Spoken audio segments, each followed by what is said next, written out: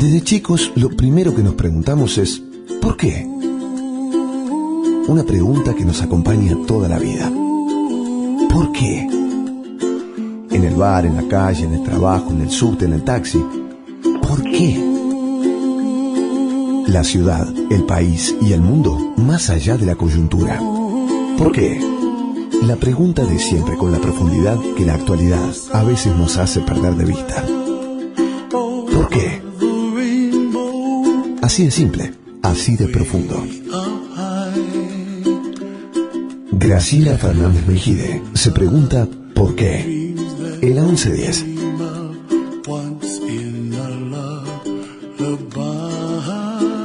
Buenas tardes, ¿cómo están ustedes? Una vez más, preguntándonos por qué en este caso, por qué en la Argentina cuesta tanto debatir. Obviamente el tema yo lo enmarco en un contexto de campaña electoral, por lo tanto me refiero a por qué cuesta tanto los debates políticos. Hay exposiciones políticas, muchas de ellas consignas, deseos, yo los tomo como honestos, como quieren, aquel que los emite quiere que se le cumplan. Sin embargo, cuando uno recorre la historia de la democracia del 83 para adelante, vemos que Alfonsín no debatió con Luder, después Menem frente a Angelos dejó la silla vacía. En aquella época los debates se hacían en programas de periodistas importantes. Para la de la mesa vacía, la silla vacía fue Bernardo Neustadt. El otro no me acuerdo, si hubiera habido. No, éramos muy al principio. Tampoco Menem quiso debatir con Bordón, tampoco de la Rúa con Menem, y así. Y yo diría que además hay un debate que es difícil, porque me tocó, que es el de la interna, cuando ambos van a seguir siendo candidatos. El caso de la Rúa en la interna dentro de la alianza, de la Rúa conmigo, donde uno puede tener posiciones diferentes, y seguramente las tiene, pero hay que cuidar al otro y cuidarse a sí mismo, porque después ambos van a seguir trabajando juntos, ¿no es cierto? Que es un poco lo que le va a pasar a Lustó en el próximo debate con Horacio Rodríguez Larreta. Bueno, voy a destacar una cuestión que acaba de ocurrir en Salta. En Salta hubo un debate entre candidatos a gobernadores. Es verdad que había habido la PASO y que más o menos Urtubey sabía o había ganado, podía suponer que iba a ganar. Aún así, dio el debate. Y según trascendió, yo leí pocas cosas sobre él, fue un buen debate. Casi yo diría que se puede tomar por modelo. Yo hoy estoy acá con Abeluto, Pablo Abeluto, que él es periodista, es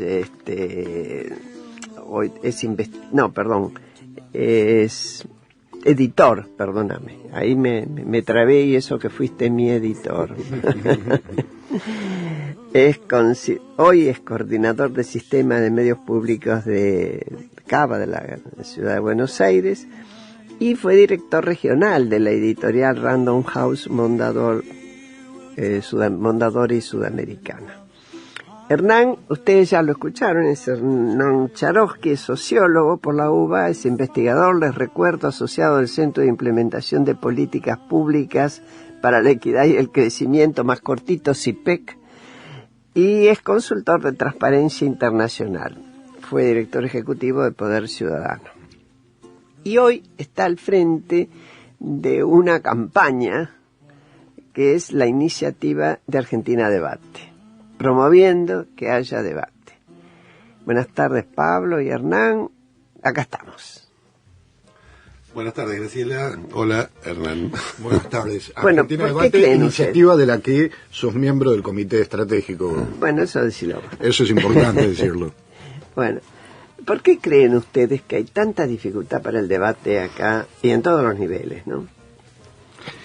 La iniciativa Argentina Debate parte de esa dificultad, o sea, contamos con que el debate siempre fue difícil, contamos con esa historia que vos sintetizaste recién, o sea, nunca tuvimos un debate presidencial y eso habla del tipo de debate que tenemos en general y del tipo de debate que tenemos actualmente. Creo que hay motivos de especulación política para la falta de debate presidencial, pero creo que hay motivos quizá más de recursos de cultura política para la falta de un debate profundo de políticas públicas. Sí, está bien, porque uno parte de la base, y es muy clásica la frase, el que va adelante no sube al ring al que le sigue. Ahora, ¿por qué no es castigado esto? Porque esto puede pasar en otros países si hay debate. Exactamente, vos tenés mucho, o sea, esa idea de que el que gana no debate es por un lado un cálculo mezquino, pero por otro lado es básicamente falso. O sea, si miramos cualquiera de los presidentes de los países relevantes de nuestra región, vamos a ver que todos debatieron y obviamente ganaron. O sea, Michelle Bachelet debatió y ganó, Dilma Rousseff debatió y ganó, Enrique Peña Nieto debatió y ganó. O sea, que la idea de que el que gana no debate en realidad tampoco se aplica a la realidad. Sobre todo una vez que ya existe una tradición. Sobre todo una vez que hay una expectativa de que el debate ocurra. A mí me da la impresión que, bueno, comparto totalmente lo que dice Hernán. Creo que habría que dar un paso más atrás para entender por qué no se debate, y eso estaba en tu presentación, en la dificultad para debatir, de las cuales el debate presidencial es uno de los síntomas, o la ausencia de debate presidencial o de candidatos presidenciales es uno de los síntomas de una dificultad que tenemos desde hace tiempo en la Argentina, para confrontar ideas distintas, para ponernos a hablar con gente que piensa diferente de nosotros, de lo que pensamos nosotros. Hay hoy lo notás eso en el periodismo, por ejemplo. Es muy difícil encontrar en el diario de los que piensan de una manera, gente que piense de otra. Sea a favor del gobierno, en contra del gobierno, no interesa. Es muy difícil juntar a la gente que piensa diferente. Si vas escalando, uno podría pensar, uno de los efectos de esa dificultad es la ausencia de tradición de debates presidenciales y las dificultades para imponer esa tradición, para lograr que esto se termine. Pero yo creo que este año, esperemos, crucemos los dedos, los candidatos debatan. Sí, porque yo pensaba por otra parte lo que ambos dicen, que mi experiencia es que muchas veces encontrándose fuera del escenario visible, los candidatos hablan. Son distintos, claro. y hablan entre ellos, toman café, qué sé yo. ¿Por qué no lo pueden hacer? Es como si, al contrario, es como si se temiera el castigo de discutir en público, cuando debería ser una demanda de la sociedad, ¿no? Es que, por un lado está el problema de la falta de demanda. O sea, en los países que mencionábamos antes, no sé si podemos decir que hay demanda, pero hay una expectativa, lo cual es todavía más fuerte que la demanda. O sea, defraudar esa expectativa tiene consecuencias políticas negativas. Entonces, por eso ahí apuntaba. Entonces, por eso los debates se repiten y se esperan, y por eso se repiten. Pero por otro lado, me parece que no hay una sensación, no solo porque no hay demanda, sino por una concepción sobre qué significa gobernar en democracia, en la que me parece que se comparte una idea de que gobernar es acto y no es discusión. Que la parte de discusión que es propia de la democracia en realidad es irrelevante o es accesoria, y que el gobernar es el acto de gobernar, y que la discusión de la política pública, la discusión previa, la discusión ideológica, no es una parte importante es decir, de no gobernar. Se discute cómo se va a gobernar, ni qué incide. Ni cuáles son los valores, ni por qué, sino que simplemente se cree que gobernar es actuar y en el mejor de los casos ser eficaz en eso, pero no tener que rendir cuentas. La idea de que vos tenés que rendir cuentas, ya sea de lo que vas a hacer o de lo que hiciste, no forma parte de lo que un candidato sienta como su deber. Acá en la Argentina. Acá en la Argentina, sí, estamos hablando acá en la Argentina. ¿Qué opinás, Pablo? No, también creo que yo creo que hay que, cuando uno lo piensa desde la perspectiva de la comunicación política, de lo que los asesores en estrategia de comunicación piensan en relación a los debates, son grandes oportunidades para perder. Más que oportunidades para ganar. Esto tiene una vieja historia, y es aquel debate famoso que inició la tradición de debates televisados en los Estados Unidos en la campaña electoral que llevaría a Kennedy a la presidencia.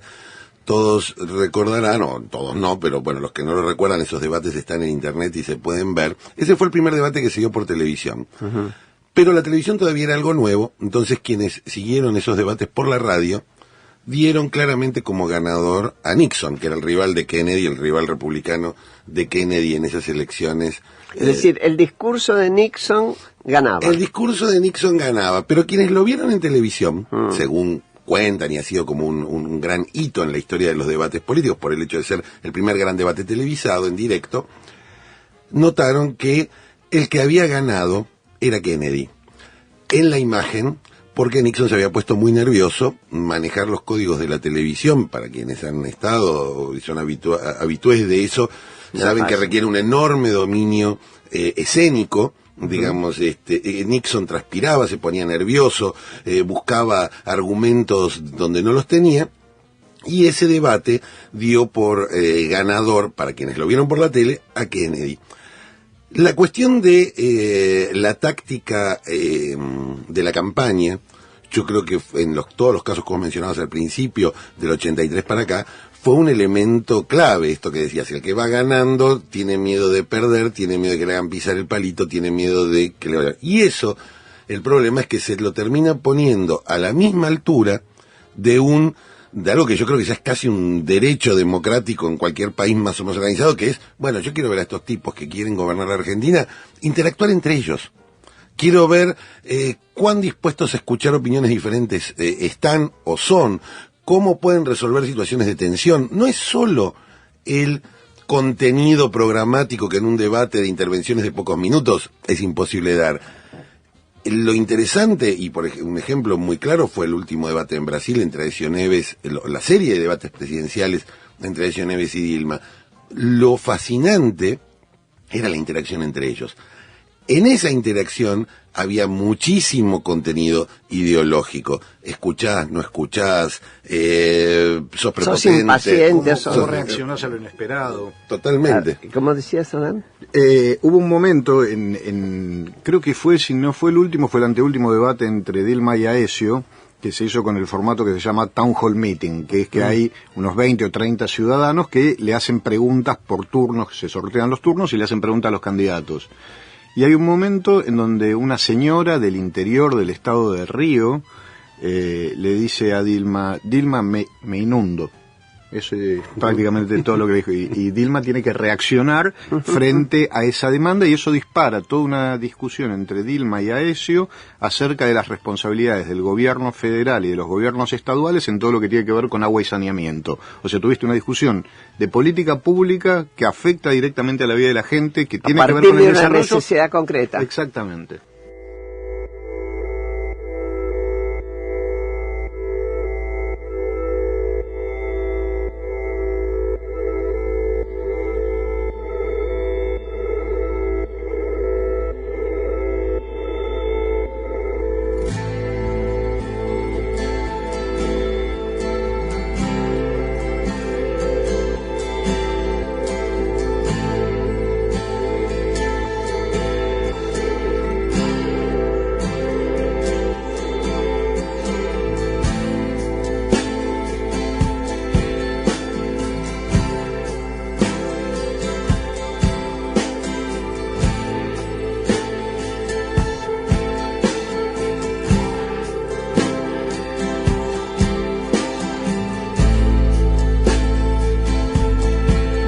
Esta noche dicen que ya no importa de dónde venís, si traes dinero podrás alimentar, junto a la miseria vive el hombre.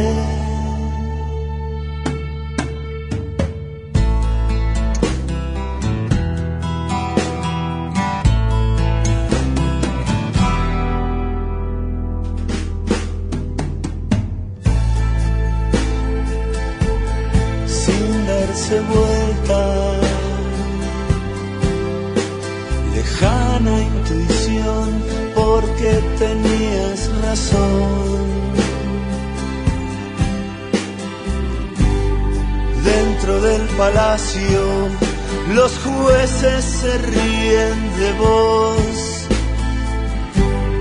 Finalmente descubrimos algo.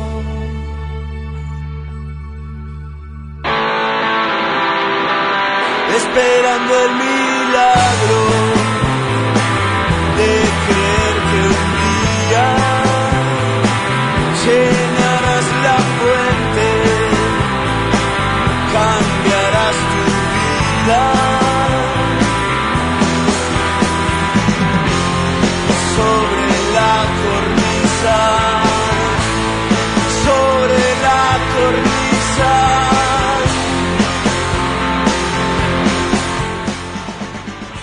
Bueno, acá estoy con Hernán Charoski y Pablo Abeluto. Usted, si quiere, puede escribirnos a porqueprograma@radiociudad.com. Y me acompañan Uriel de Simoni y Nicolás. Ay, Dios, ¿por qué me olvido tu apellido? Después te lo digo. Reynoso, ya está. Bueno, yo me queda una pregunta referida a lo que decíamos antes sobre el debate Nixon-Kennedy, y es si el resultado, si se hubiera podido medir el resultado o el balance entre los que lo oyeron por la radio y dijeron gana Nixon y los que lo vieron por televisión. Es difícil imaginar que más gente lo haya visto en ese momento por televisión que escuchado por radio, dado lo novedoso de la televisión. ¿Qué opinan ustedes? Ese es un debate, el debate sobre el debate, digamos, el debate sobre los efectos del debate. Sobre lo que hay un cierto consenso es que ninguna herramienta o ninguna acción dentro de una campaña electoral es en sí misma decisiva, aun cuando nosotros nos acostumbramos a pensar que el peronismo, por ejemplo, perdió en 1983 porque Herminio Iglesias quemó un cajón con los símbolos radicales en la avenida 9 de Julio, en el acto multitudinario de cierre de campaña. Nunca hay un hecho que determina el éxito o el fracaso del candidato. Es más, la televisión ya había cerrado y no se filmó eso. No se vio. Lo que sí hay es elementos que van dando consistencia a una propuesta política electoral de un sector o de los distintos sectores. En ese sentido, el debate es consistente o no con aquello que el candidato está construyendo. Si vos tomás el caso de Kennedy, la aparición de Kennedy como un hombre joven, moderno, distinto de todo lo que había sido la clase política que había gobernado Estados Unidos en las últimas décadas, su actuación en el debate corrobora esa imagen que ya existía. Y a Nixon por ahí no le fue tan bien, precisamente porque no estuvo a la altura de la imagen que había establecido. Entonces siempre es un juego de consistencias, donde el debate, de vuelta, lo que puede terminar logrando es perjudicar en lugar de mejorar, y ese es el gran terror de los candidatos a ir a debatir. Claro, ahora, sacándolo del terror de salir mejor o peor, que no es fácil que lo sostraigamos de eso, pero Hernán, en toda la experiencia de ustedes, donde yo he estado en varias reuniones, en otras no, porque no pude estar, ¿cuál es tu experiencia de cuál es el amor o el afecto por el debate en la Argentina, pero por el debate en serio? ¿Qué condiciones se necesitan previas o ninguna? ¿Qué sé yo? Yo creo que tiene mucho que ver esta pregunta que haces con la que iniciaste, y es por qué no lo hay debate, digamos. ¿Cuáles son las condiciones para que lo haya? Tiene mucho que ver con revertir algunas de las condiciones por las que hasta ahora no hubo debate. Y el debate, para que ocurra, tiene que ofrecer incentivos que contrapesen ese pánico, digamos, al riesgo, ¿no? Esa aversión al riesgo que tiene cualquier candidato presidencial. Y algunos de esos incentivos tienen que ver justamente con la demanda, es decir, con que haya cierto nivel de expectativa en que eso ocurra, pero también tiene que ver con la idea de que ese lugar, ese tiempo, esa transmisión, inclusive la moderación, las preguntas, los temas, se puedan considerar algo así como un bien público. O sea, si es meramente un programa televisivo, si es meramente una imposición de una, ahora que últimamente en estos días se viene discutiendo el tema de la ley, si es una imposición del modo que sea, y no es es visto increíble que en la Argentina tengamos que debatir por obligación, por ley. No, Claro, bueno, parece un justamente chiste, ¿no? la idea de un bien público tiene que estar muy arraigada en el consenso, y el consenso es el consenso sobre el lugar, el consenso sobre la moderación, el consenso sobre los temas, que eso incluya temas de relevancia, y si vos ofreces ese escenario, es mucho más difícil para un candidato decir que no, porque vos le estás ofreciendo, no le estás ofreciendo un programa de televisión, le estás ofreciendo una institución. Entonces, rechazar el debate no tiene que ser rechazar ir a un programa televisivo, que es algo, digamos, de bajo costo, sino es rechazar ser parte de una institución. Ahora, ¿qué opinas vos, Pablo, de que se haga una ley para eso? Bueno, coincido en que cuando hay cosas que deberían ocurrir naturalmente y ahí hace falta una ley, lo más probable es que después haya vericuetos para que no cumplir esa ley, como ocurrió con tantas leyes cargadas de buenas intenciones que no se cumplen en la Argentina y que tienen que ver desde con el financiamiento de los partidos hasta un montón de leyes que en su texto han sido tomadas de ejemplos exitosos en el mundo, pero en su aplicación se aplican en la Argentina, donde siempre se le encuentra echa la ley, echa la trampa. La trampa posible. Ahora, yo creo que para generar esas condiciones es, bueno, siempre un problema del huevo y la gallina, pero creo que recuperar eso que nuestro amigo Héctor Ley llamaba la filía, la sensación, la palabra griega que evoca la relación de algún modo fraterna o de parentesco que tenemos todos los que vivimos en un mismo lugar en un momento determinado, que hace que podamos ver las posiciones de los demás no como las posiciones de un enemigo, sino como las posiciones de alguien que simplemente piensa diferente, pero que partimos de la base que tiene las mismas buenas intenciones que tenemos nosotros. Necesitamos recuperar eso, porque no solo, como vos decías antes, los candidatos a presidente no se sientan a debatir. Los intelectuales que piensan distinto no se sientan a debatir. Los periodistas que piensan distinto no se sientan a debatir. Los economistas que piensan distinto no se sientan a debatir. Uno mira el modo de pensar del equipo económico que tiene el gobierno y su falta total de diálogo con los que piensan de otra manera. Dice, ahí hay algo que está fallando. Y está fallando siempre, como suele pasar en las peleas, uno piensa que es el otro el que falla, el otro el que debería venir, el otro el que debería... Y a veces tenemos que preguntarnos también qué dificultades le estamos poniendo nosotros para que ese encuentro se produzca. Y yo creo que esa es la tarea de la cual el debate presidencial es el efecto más notorio y que nos toca conversar. Claro, pero cuando vos decías, y bien, el equipo de economía del gobierno no quiere discutir, no quiere escuchar, por lo menos públicamente no lo hace. Acá en este programa, quienes nos siguen han oído discutir gente de distintos partidos, no de gobierno, pero no porque no haya sido invitado, sino porque no quiso venir ninguno, y discutían. Y tenían matices y discutían y hablaban. Ahora, la pregunta detrás de esta introducción ¿es porque estás en el poder que no querés discutir? Bueno, en este caso, ¿no? En parte me parece que sí.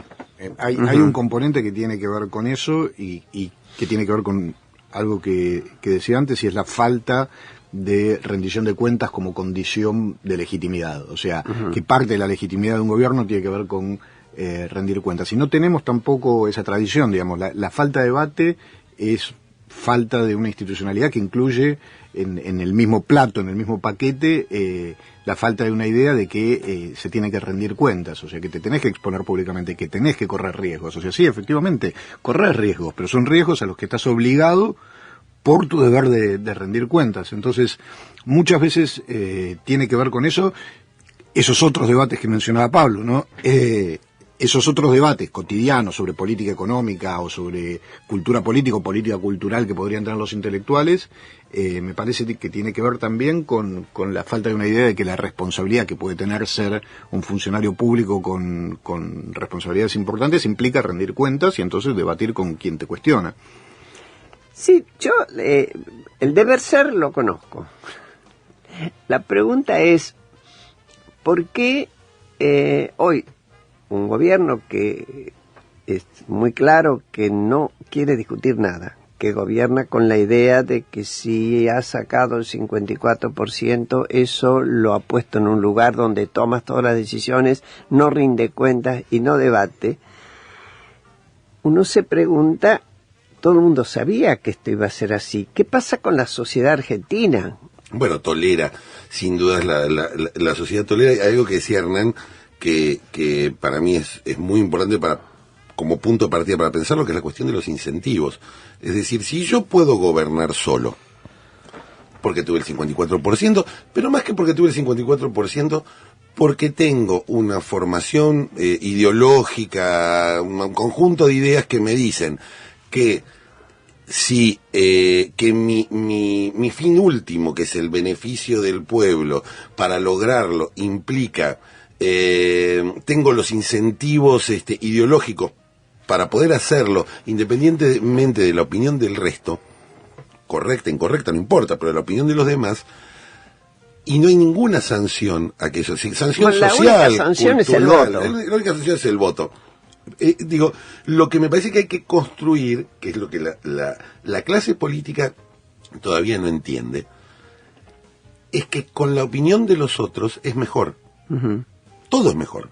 Digo, si en lugar de haber distintas capillas que piensan distinto y que no se encuentran, hubiera espacios de encuentro, aunque nadie cambiara su opinión, pero en el solo hecho de una confrontación respetuosa y amistosa con gente que piensa distinto de nosotros, el resultado es mejor. Y ese sería el incentivo para que la gente que piensa diferente pudiera conversar en un marco de respeto, en un marco de garantías como los que comentaba Hernán, que deberían tener cualquier debate, no solo el debate presidencial, que es en todo caso el que más expuesto está.